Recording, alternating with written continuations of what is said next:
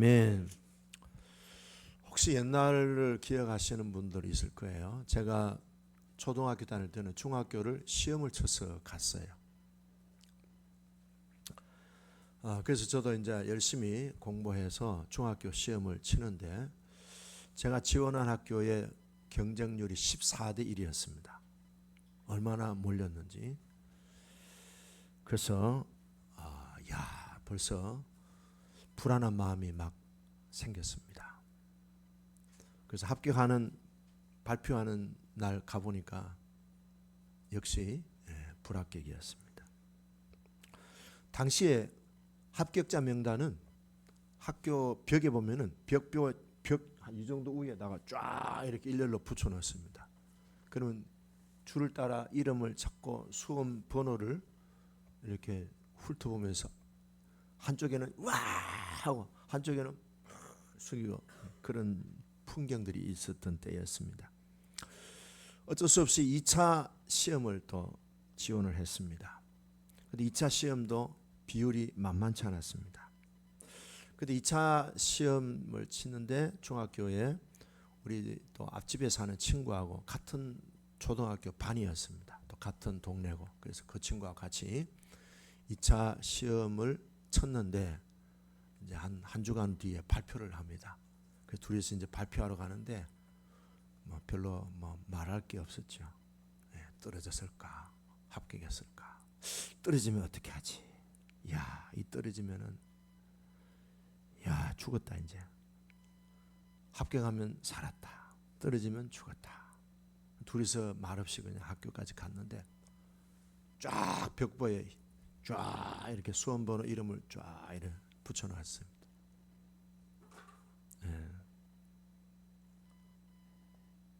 명단을 보았습니다. 벽보에 계시던 합격자 명단을 쭉 훑어보는데 몇 번 조정대 이름 탁 있는 거예요. 우와, 합격했다. 근데 제 친구는 두 번이나 훑어봤는데 없어요.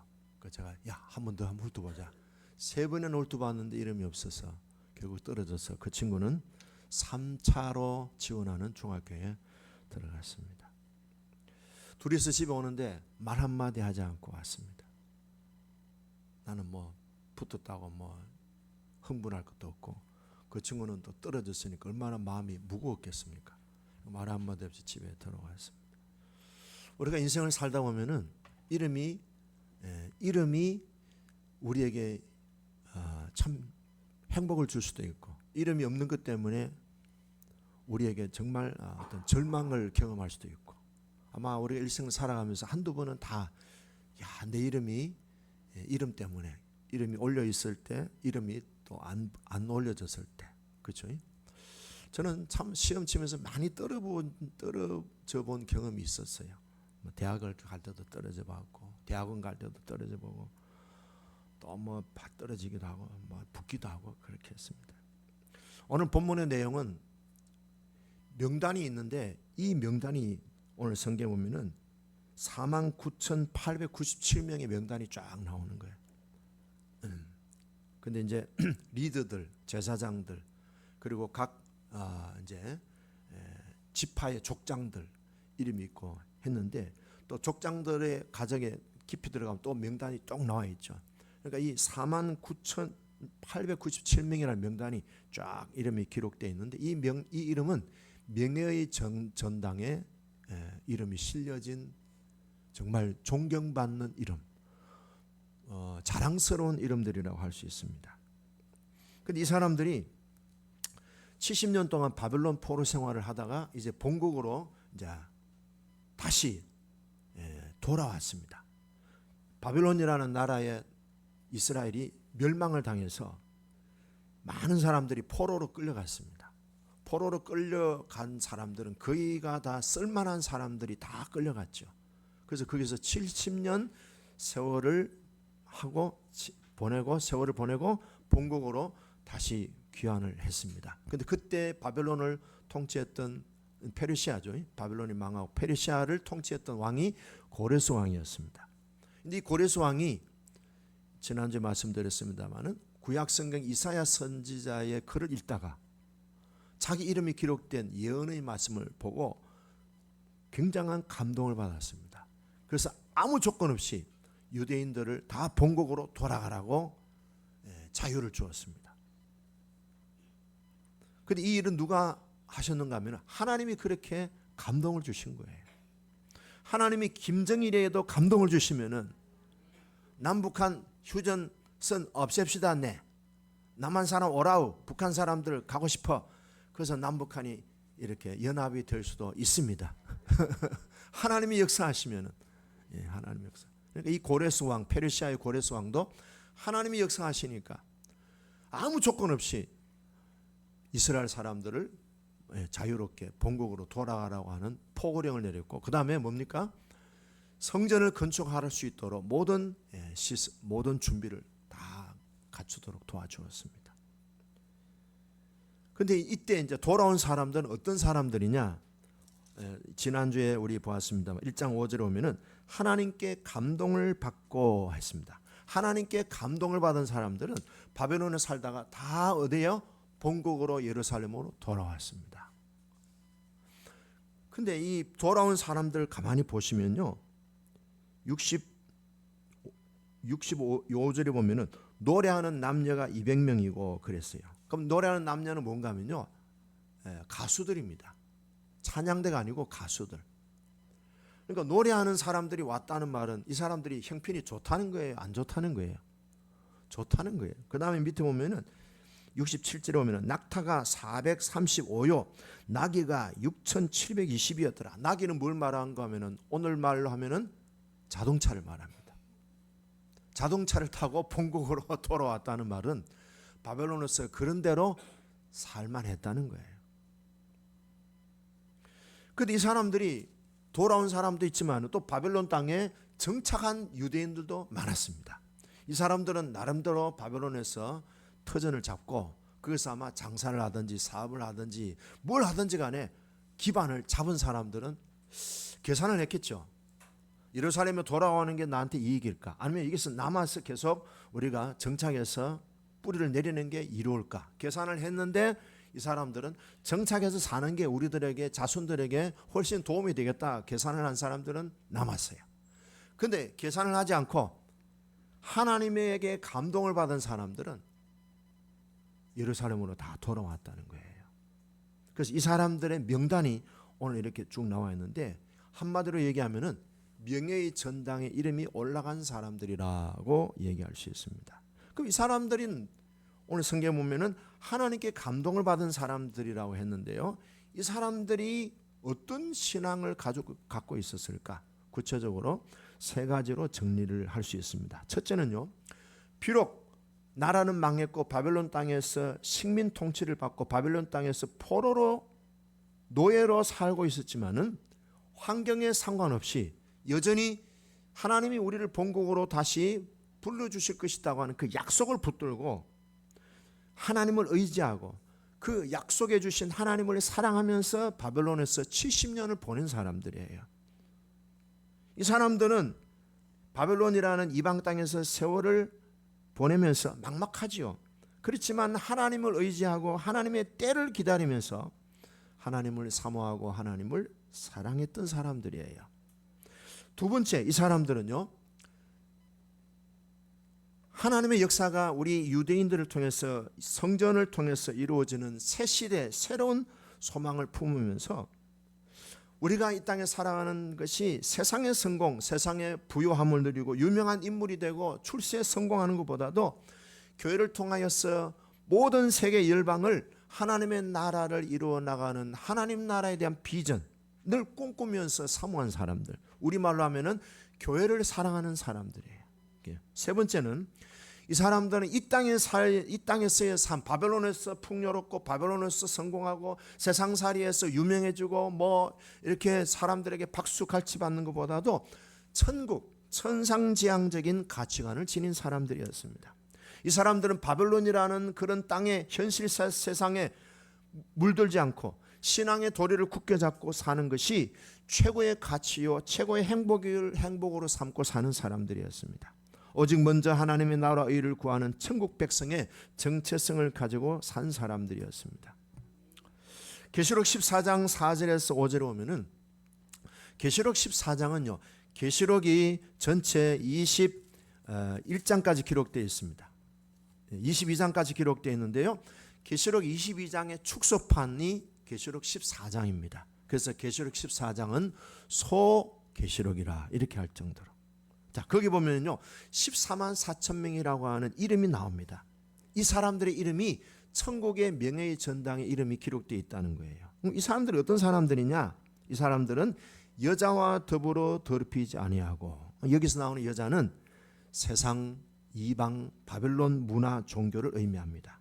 그러니까 우상 숭배, 하나님보다도 세상이 더 중심이 된 사람들이 아니고 세상보다 하나님을 더 사랑하고 세상에 더 오염되지 않고 하나님을 사랑하고 의지하는 순결한 사람. 이 사람들의 특징이 뭔가 하면요. 어린 양이 어디로 인도하든지 따라가는 사람들이라 그래요. 자, 어린 양은 누구를 말합니까? 예수님을 말하죠. 주 예수님이 어디로 인도하든지 따라간다는 거예요. 길이 좁아도 주님이 인도하시는 길이라면 아멘. 강이 있어도 주님이 들어가라면 주님이 가라 하시니까 강으로 들어가고, 홍해바다가 놓여 있어도 주님이 가라면 홍해바다로 뛰어드는 사람, 풍랑이 있어도 주님이 말씀하시는 것을 따라 풍랑이 있는 곳으로도 들어갈 수 있는. 그래서 이 사람들의 모든 가치관과 인생의 길을 선택하는 기준이 뭐냐? 나한테 얼마나 손해가 되고 이익이 되느냐, 이게 계산이 아니에요.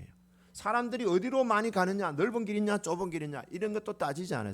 주님이 가라면 가는 거예요. 주님이 가시는 길이라면 가는 거예요. 때로는 좁은 한 사람이 건너갈 수밖에 없는 그런 좁은 길도 주님이 가시는 길이라면 따라가는 거예요. 편리하느냐 불편하느냐 이게 중요한 게 아니에요. 나한테 부담이 되느냐 부담이 안 되느냐 이게 중요한 게 아니고, 세상 사람들이 좋아하는 길이냐 안 좋아하는 길이냐 이게 기준이 아니고 주님이 가시는 길이라면 따라가는 거예요. 주는 나를 기르시는 목자여, 나는 주님의 귀한 어린 양, 푸른 풀밭 시냇물가로 나를 언제나 지켜주시네. 푸른 풀밭으로. 예. 근데 푸른 풀밭으로 가는 길이 어떤 때는 좀 불편할 수도 있어요.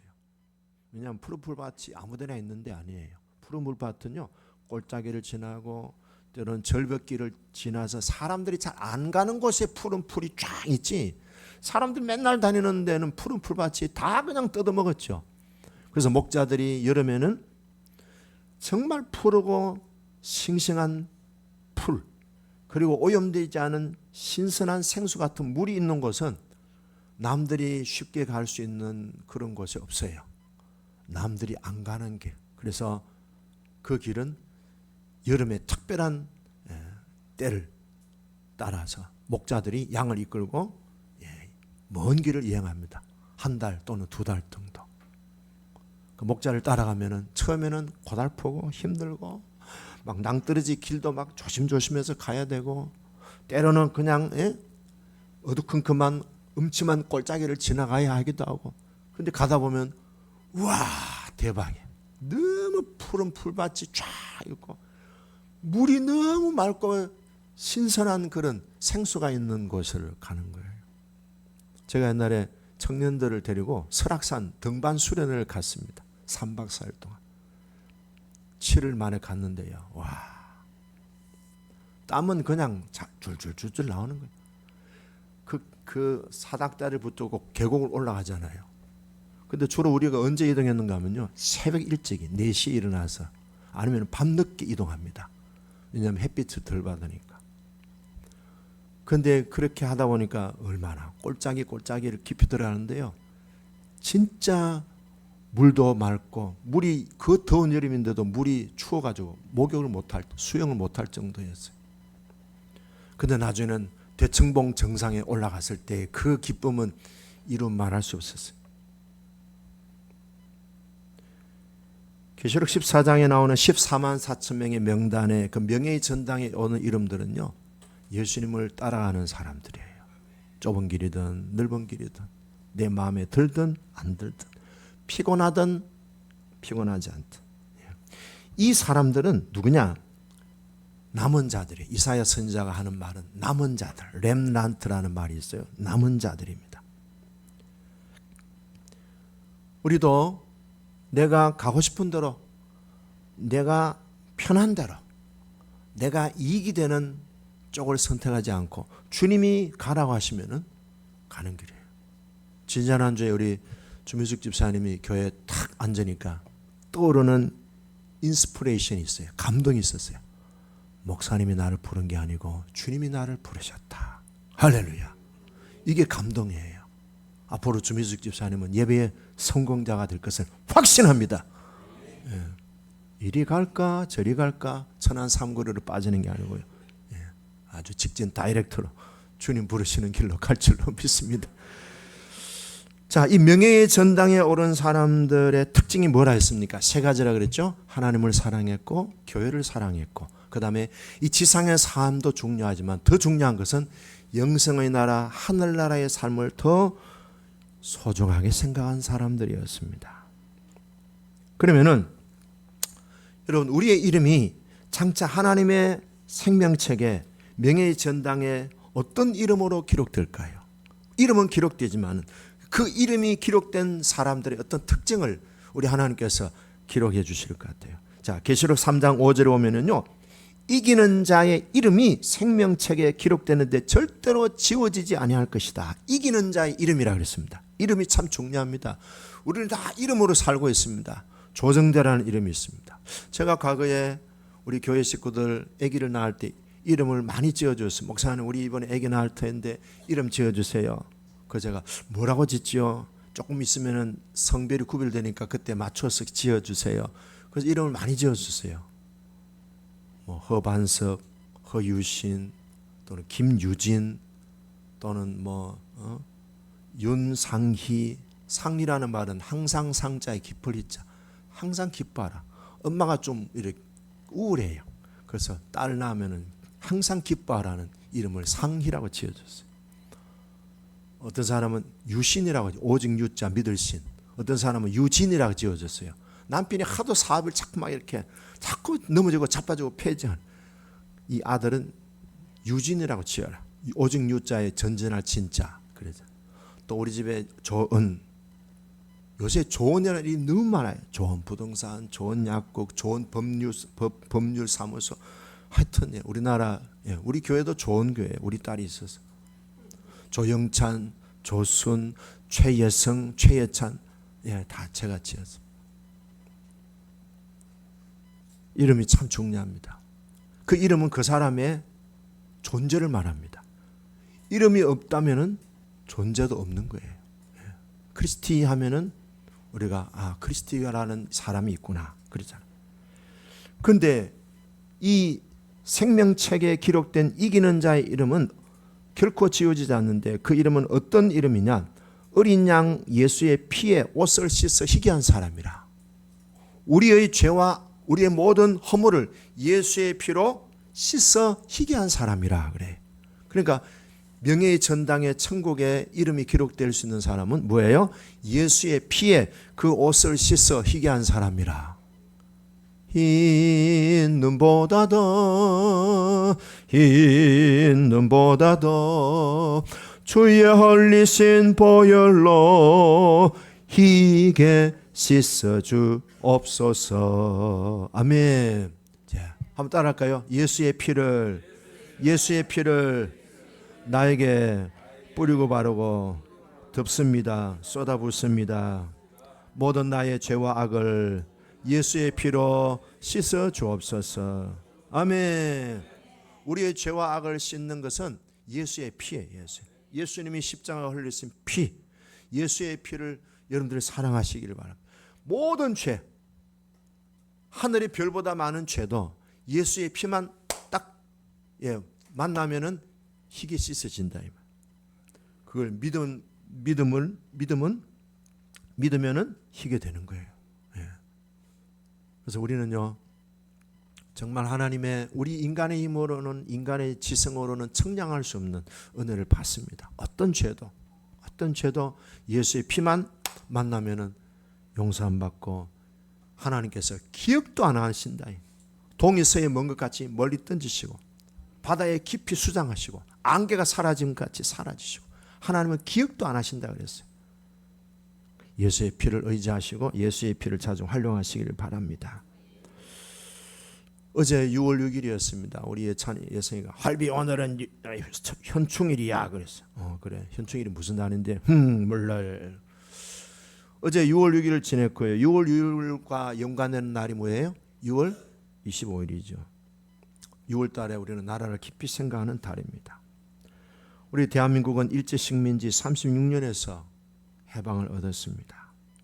그리고 얼마 몇 년 안 가서 북한 김일성과 중국, 러시아 공산당이 6.25 남침으로 우리나라가 그냥 파죽지세로 몰려서 낙동강까지 밀렸습니다.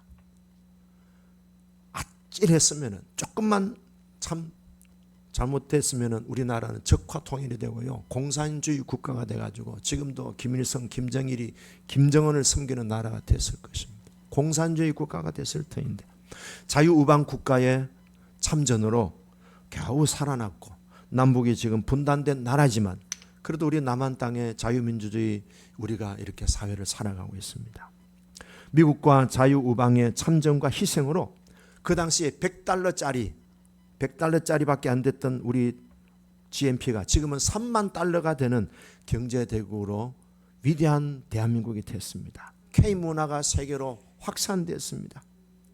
지금 프랑스에서는요, K문화 때문에요, 프랑스 사람들이요, 특징이 콧대가 이만큼 높아요. 우리 대한민국은 콧대가 저처럼 낮잖아요. 근데 프랑스 사람들이 코가 점점 지금 낮아지고 있대요. 와, K컬처, K문화. 대단한 나라다. 그래서 프랑스에 가면요, 한국 말하면요, 존귀 여김 받습니다. 한번 가보세요. 그런 나라가 됐어요. 미국의 장군의 아들 142명이 우리 대한민국의 6.25 전쟁 때 동참해서 참전했는데 35명이 전사했습니다. 그 당시 미국의 아이젠하워 대통령의 아들도 우리나라 와서 죽었습니다. 그리고 미 8군 사령관 벤 플리트와 그의 아들도 우리나라에서 부자지간에 다 우리나라에서 죽었습니다. 그 당시 또 미국 정보국의 국장이었던 사람의 아들 데라스라는 아들도 참전해서 총상을 입고 지금 상위용사가 돼서 고생하면서 살고 있다는 거예요. 어제 신문에 보니까 6.25 참전 용사 중에 프랑스 사람들이 죽을 때 나 대한민국 가서 죽고 싶다. 그래서 프랑스에서 죽은 6.25 참전 용사들이 우리나라에 와서 국군묘지에 묻혔다는 기사도 보았습니다. 이 사람들이 다 명예의 전당에 오른 이름들입니다. 6.25 전쟁 때 우리 대한민국에 참전한 국가들, 병사들, 나라들을 그들의 희생을 절대로 우리는 잊어서는 안 될 것입니다. 3년 1개월 동안 전쟁에서 미군 희생자가 전사자가 54,000명, 실종자가 8,000명, 포로가 7,140명, 부상자가 10만 명 등 17만 2,800명의 희생자들이 미국 병사들이 그렇게 희생을 한 겁니다. 우리는 그들의 희생을 결코 잊지 않아야 됩니다. 우리나라는 옛날부터 은혜를 잘 갚는 나라입니다. 보온할 줄 아는 나라. 그들의 희생을 우리가 은혜를 갚아서 참전 용사들 불러가지고 가족들 불러가지고 훈장도 수여하고 대접도 하고 얼마나 참 잘하고 있는지 모르겠어요. 그 다음에 우리가 이 이름을 보면서 느끼는 것은요, 이 이름 자체가 권세가 있다는 거예요. 예를 들어서 대통령의 이름이 얼마나 권세가 있습니까? 그렇죠. 우리나라의 대통령 이름만큼 높은 사람, 권세 있는 사람 어디 있겠습니까? 또 집에 가면 아버지의 이름이 있습니다. 아버지가 이거 해라 그랬어 하면은 자녀들이 뭐예요? 오케이 하고 다 합니다. 아버지가 이거 하지 마라 해서 하면 안 되는 거예요. 그렇죠? 지방자치단체장도 있고 구청장도 있고 시장도 있습니다. 다들 나름대로의 그 이름에 걸맞는 권세가 있어요. 근데요,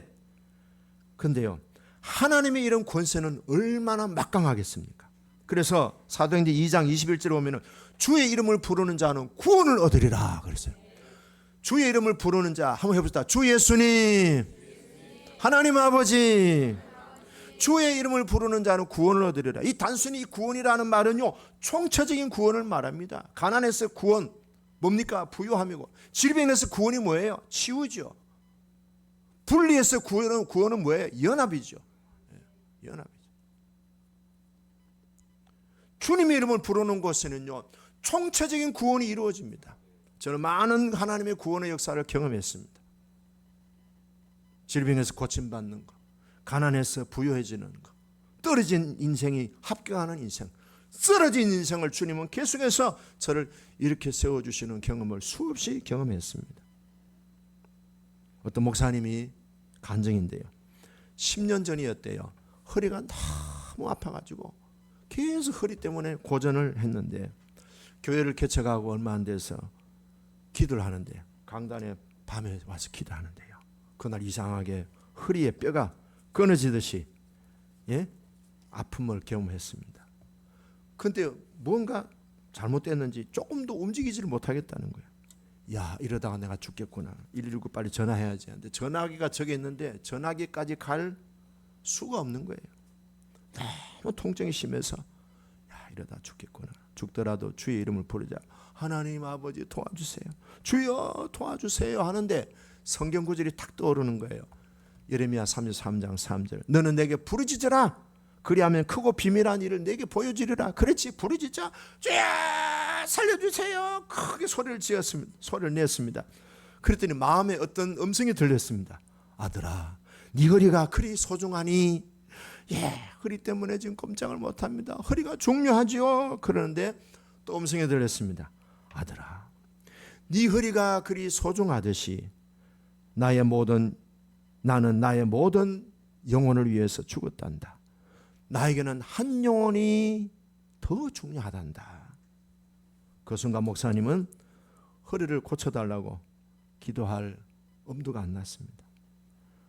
예수 믿지 않는, 자기 허리에 집중하다가 예수 믿지 않는 영혼들을 생각하니까, 야, 내가 너무 영혼들을 위해서 중보기도 하지 못했구나. 그런데 또다시 주의 음성이 들렸습니다. 내 이름을 외쳐라. 그리하면 네가 나을 것이다. 무슨 뜻인지 알아들었습니다. 주 예수 이름으로 명하노니 내 허리는 나을지어다. 그랬어요. 그랬더니 허리가 순식간에 통증이 없어지고 허리가 말짱이 회복이 됐다는 거예요. 아멘. 주의 이름, 예수의 이름이 참 우리들에게는 능력이 있습니다. 마가복음 16장에 보면 믿는 자들에게는 이런 표적이 따르리니 곧 그들이 내 이름으로 귀신을 쫓아내고, 누구의 이름으로? 예수의 이름으로. 해봅시다. 예수의 이름으로 귀신은 떠나갈지어다. 내 이름으로 새 방언을 말하며 뱀을 집으며 무슨 독을 마실지라도 해를 입지 아니하고 내 이름으로 병든 자에게 손을 얹어정 나으리라. 아멘. 예수의 이름이 권세가 있다는 거예요. 시편 91편 4절에 보면은 그가 내 이름을, 하나님의 이름을 안적 내가 그를 높이리라. 여러분, 우리가 하나님의 이름을 알면은요, 하나님의 이름을 사랑하면은, 하나님의 이름을 믿으면요, 하나님이 우리를 높여 주신다고 했습니다. 시편 124편 8절에 보면 우리의 도움은 천지를 지으신 여호와의 이름에 있다 그랬습니다. 하나님의 이름이 있습니다. 하나님의 이름. 우리의 이름이 14만 4천 명 새 예루살렘 성의 명예의 전당에 올려지기를 주 이름으로 축복합니다. 그 다음에 또 우리의 이름뿐만 아니고 하나님의 이름, 예수님의 이름 자체가 권세가 있음을 아시고 수시로 예수의 이름을 여러분들이 선포하시고 예수의 이름으로 명령하시고 예수의 이름으로 귀신을 꾸짖고 내쫓는 은혜가 있기를 축복합니다. 자, 이제 장면이 바뀝니다.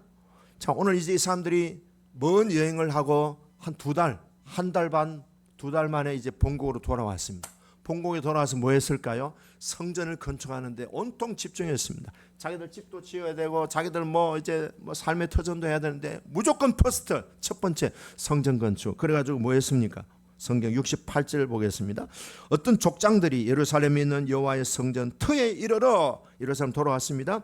하나님의 전을 그곳에 다시 건축하려고 예물을 기쁘게 드렸다. 그 다음에 어떻게 드렸습니까? 69절 힘 잘하는 대로 힘껏 했다는 거예요. 여러분, 이 사람들 어떤 사람들입니까? 하나님의 감동을 입은 사람들입니다. 감동을 받으면요, 아무리 중요한 것을 드려도 행복합니다. 아무리 많은 걸 드려도 아깝지 않습니다. 심지어는 내가 순교를 하더라도 행복하고 내 생명을 다 드려도 아깝지 않는 행복한 마음, 하나님의 감동을 받은 사람들이 이제 도착하자마자 뭐예요? 성전을 건축하기 위해서 자기가 가지고 있는 예물을, 물질을 구별해서 드렸다는 거예요. 그렇습니다. 감동을 받은 대로 하나님 앞에 헌신하시면 하나님이 기쁘게 받으시고 우리의 영혼이 잘된 같이 범사가 잘되고 육신의 강건함도 주실 줄로 믿습니다. 정리합니다. 명예의 전당에 오른 이 사람들의 첫 번째 특징은 뭐라 그랬죠? 감동받은 사람. 감동받은 사람들이 갖고 있는 세 가지 중요한 신앙의 내용. 첫째는 뭡니까? 하나님을 사랑하는 데 집중했고, 두 번째는 뭐예요? 교회를 사랑했어요. 세 번째는 뭐예요? 이 땅의 삶보다도 천국을 사랑했습니다. 우리 모두 명예의 전당에 오르는 신실한 주의 종들 되기를 축복합니다.